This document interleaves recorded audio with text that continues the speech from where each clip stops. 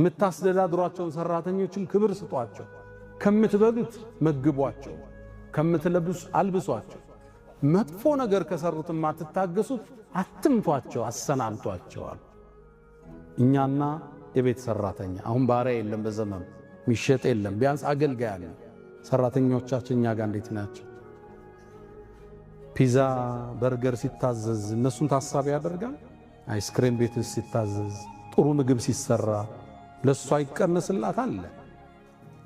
ይሄ የነብዩን ወሲያ የሚጠብቁ ሰዎች እሷ የቤተሰቡ አንድ ክፍል ነች።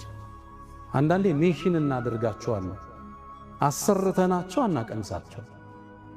ለፍተው አብረው አብስለው ቤተሰብ ጭርስ ሰዓት ጎ ይበላል፣ እሷ ፍሪጅ ያለው ወጣ ሙቃ ትበላለች።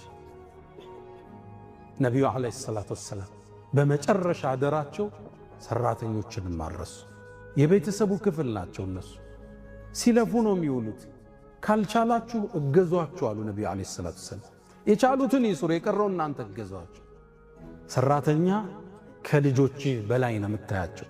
ልጅ ያንተ መብት ነው ብትገርፈው ብትቆጣው፣ እሷ ግን እንግዳ ነው የመጣችው።